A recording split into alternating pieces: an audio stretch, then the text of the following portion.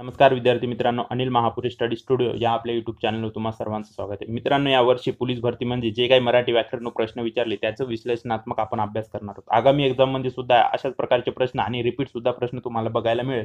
त्यामुळे हा व्हिडिओ तुम्हाला बघणे खूप आवश्यक आहे. बघा मित्रांनो, एक प्रश्न आला होता, घोड्याने राजास पाडले आणि तुम्हाला 4 ऑप्शन दिले होते आणि इथे आपल्याला घोड्याने या शब्दाला अंडरलाईनिंग दिली होती आणि आपल्याला विभक्ती प्रत्यय हा ओळखायला सांगितला होता. बघा, तर या प्रश्नाचं योग्य ते उत्तर होतं मित्रांनो ऑप्शन क्रमांक 1 म्हणजे तृतीय.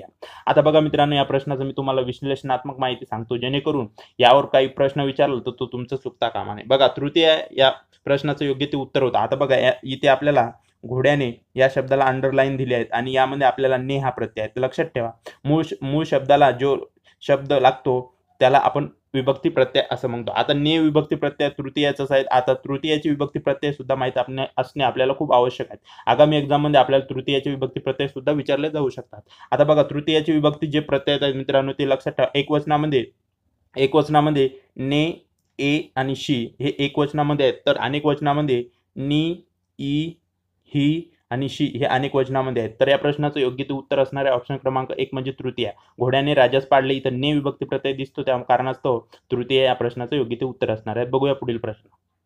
बघा मित्रांनो, दुसऱ्या प्रकारचा प्रश्न आपल्याला विचारण्यात आला होता, खेळ या शब्दाचे सामान्य रूप ओळखा. आता सामान्य रूप ओळखायचे कसे, तर या प्रश्नाचं पहिले उत्तर जाणून घ्या मित्रांनो. या प्रश्नाचं योग्य ते उत्तर होतं ऑप्शन क्रमांक 2. आता याचं मी तुम्हाला विश्लेषणात्मक स्पष्टीकरण सांगतो, जेणेकरून आगामी एक्झाम मध्ये सामान्य रूप ओळखायला सांगितलं तुमचा प्रश्न चुकता कामा नये. बघा मित्रांनो, सामान्य रूप कसं ओळखायचं, बघा, मूळ शब्दाला जेव्हा आपण विभक्ती प्रत्यय लावताना जो शब्दामध्ये बदल होतो त्याला आपण सामान्य रूप असे म्हणतो. आता एक शब्द बघा मित्रांनो, एक शब्द जर मी घेतलं खांब, बघा हा खांब शब्द आहे. आता या खांब शब्दाचं सामान्य रूप कसं ओळखायचं, तर याला विभक्ती प्रत्यय लावायचं. तुम्हाला विभक्ती प्रत्यय माहीतच असेल. आता मी खांबचा या शब्दाला खांबाला करतो, बघा खांबाला.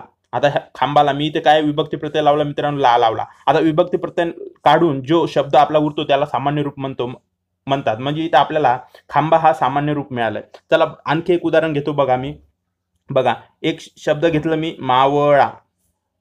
बघा, मावळा नाही घेत, आणखी एक शब्द घेतो मित्रांनो. बघा, आणखी आपण खेळ या शब्दाचंच बघूयात. बघा, खेळ हा शब्द घेतला. आता मी ला, इथं पण ला विभक्ती प्रत्यय लावला. आता मी विभक्ती प्रत्यय काढून टाकला आणि उरलेला शब्द हा माझा सामान्य रूप असणार आहे. म्हणजे बघा, खेळा हा जो उरलेला शब्द आहे हा आपला सामान्य रूप असतं. म्हणून लक्षात ठेवा मित्रांनो, की सामान्य रूप करताना विभक्ती प्रत्यय लावताना जे काही बदल होत असतात शब्दाला विभक्ती प्रत्यय काढून जो शब्द उरतो त्याला आपण सामान्य रूप म्हणतो. म्हणून या खेळ या शब्दाचं खेळ हे सामान्य रूप योग्य असणार आहे. त्या कारणास्तव आपला ऑप्शन क्रमांक 2 या प्रश्नाचं योग्य ते उत्तर असणार आहे. बघूया पुढील प्रश्न. बघा मित्रांनो, तिसऱ्या प्रकारचा प्रश्न आपल्याला दिला होता, झाडाला सुंदर फुले आली आहेत. या वाक्यामध्ये आपल्याला सामान्य रूप ओळखायला सांगितले होते. आता बघा मित्रांनो, जिथे विभक्ती प्रत्यय लागलाय त्या शब्दाचं सामान्य रूप होत असतं. म्हणून या प्रश्नाचं योग्य ते उत्तर असणार आहे ऑप्शन क्रमांक 2. म्हणजे बघा मित्रांनो, झाड या शब्दाला आपण विभक्ती प्रत्यय लावला त्यामुळे याचं झाडाला झालं विभक्ती प्रत्यय काढला तो सामान्य रूप काय उरलं मित्रांनो, झाडा. म्हणजे झाड या शब्दाचं सामान्य रूप सुद्धा लक्षात ठेवा झाडा होतं. म्हणून आपल्याला या प्रश्नाचं योग्य ते उत्तर आपल्याला मिळणार आहे ऑप्शन क्रमांक 2. म्हणजे आपल्याला प्रश्न काय विचारला तर मित्रांनो, वाक्यातील सामान्य रूप ओळखा. सामान्य रूप इथे आपल्याला फक्त विभक्ती प्रत्यय ज्या शब्दाला लागलेला असतो त्या शब्दामध्ये सामान्य रूप असलेला शब्द दडलेला असतो, हे सुद्धा तुम्ही लक्षात ठेवा. बघूया पुढील प्रश्न. बघा मित्रांनो, आपल्याला पुढील प्रश्न दिला होता, शब्दाची विभक्ती ओळखा, आणि शब्द दिला होता आपल्याला रामाची. आता रामाची या शब्दामध्ये विभक्ती प्रत्यय आपल्याला ची लागलेला दिसतो मित्रांनो, आणि आपल्याला ऑप्शन दिले होते षष्ठी, पंचमी, तृतीय आणि चतुर्थी. बघा, आता हे प्रश्न मी तुम्हाला याचं उत्तर सांगण्या पहिले मी या प्रश्नाचं तुम्हाला स्पष्टीकरण देतो. मित्रांनो, पूर्णतः स्पष्टीकरण माहिती असणे खूप आवश्यक आहे. आगामी एक्झाम मध्ये अशा प्रकारचे प्रश्न हे बरेचसे आपल्याला बघायला मिळणार आहे. आता बघा, मी तुम्हाला सांगतो एक एक. मित्रांनो बघा, षष्टीचे जे विभक्ती प्रत्यय आहेत मित्रांनो, बघा चा, ची आणि चे हे एकवचनातले आहेत. अनेक वचनातले सुद्धा चा आणि ची आणि चेस आहेत, हे लक्षात ठेवा.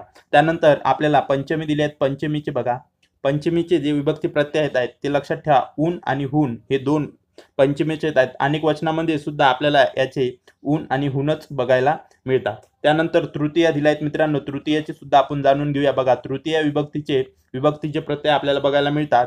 ते एकवचनामध्ये ने, ए आणि शी असे बघायला मिळतात. त्यानंतर अनेक वचनात जर बघितलं आपण, नी, ई, शी आणि ही हे अनेक वचनामध्ये तृतीयाची विभक्ती प्रत्यय आपल्याला बघायला मिळतात. त्यानंतर चतुर्थी ऑप्शन मध्ये दिले आहेत आपल्याला, तर ऑप्शन मध्ये चतुर्थीचे सुद्धा विभक्ती प्रत्यय आपण पाहून घेऊया.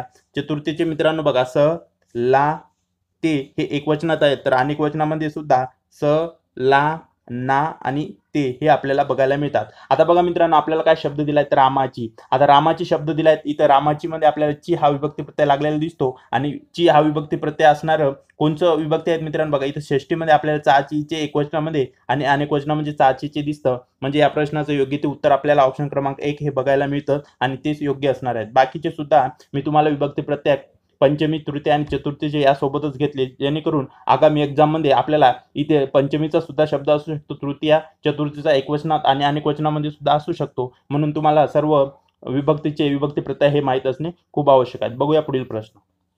बघा मित्रांनो, पुढील प्रश्न आपल्याला दिला होता देशासाठी. बघा, देशासाठी भगतसिंग यांनी प्राणार्पण केले. या वाक्यामध्ये आपल्याला विभक्ती प्रत्यय ओळखायला सांगितला होता आणि आपल्याला ऑप्शन दिले होते द्वितीय, चतुर्थी, पंचमी आणि षष्ठी. आता बघा मित्रांनो, देशासाठी भगतसिंग यांनी प्राणार्पण केले होते. आता बघा, देशासाठी या शब्दाला अंडरलाईन होती आणि आपल्याला आता बघा इथं हा कन्फ्यूज करण्यासारखा प्रश्न आहे मित्रांनो. टी हा कुठेच आपल्याला विभक्ती प्रत्यय दिसत नाही किंवा साठी हा विभक्ती प्रत्यय आपल्याला कुठेच दिसत नाही.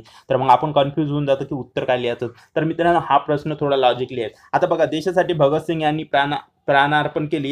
या शब्दाचा साठीसाठी आपण काय लिहू शकतो मित्रांनो? बघा, देश. बघा, साठीसाठी आपण काय लिहू शकतो? देशास. बघा, देशास हा शब्द जर आपण ठेवून बघला तर बघा मित्रांनो, देशास भगतसिंग यांनी प्राणार्पण केले याचाच अर्थ देण्यासाठी आणि देशासाठी आणि देशाचा हा एकच शब्दाचा अर्थ आपल्याला माहित आहे मित्रांनो, की देशासाठी पण तेच होतं आणि देशाचं पण तेच होतं. याचा अर्थ इथं आपल्याला इथं कुठे ना कुठे हा विभक्ती प्रत्यय दडलेला आहे आणि विभक्ती प्रत्यय कशाचा आहे मित्रांनो?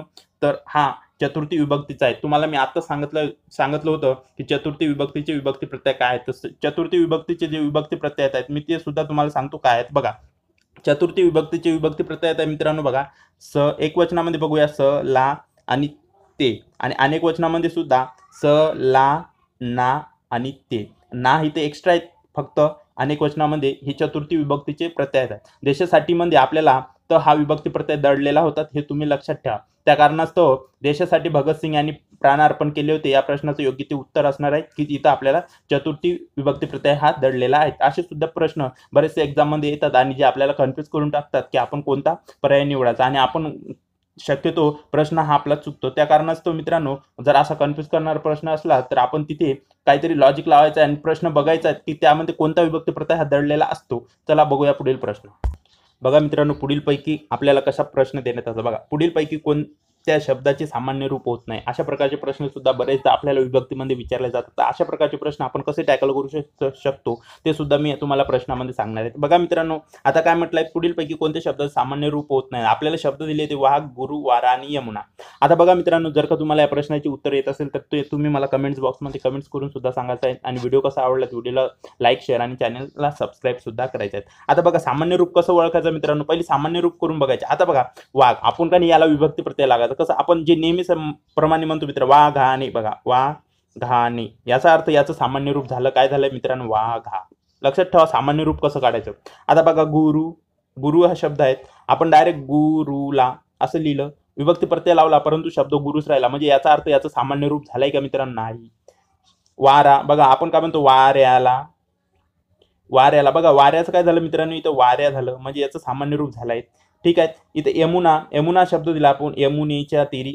यमुना. बघा, यमुनेला गंगा मिळाली, असं सुद्धा काहीतरी वाक्य बनवून म्हणू शकतो. म्हणजे इथे यमुनेचं काय झालं मित्रांनो? यमुना झालं. बघा, यमुनाचं काय झालं? यमुने झालं.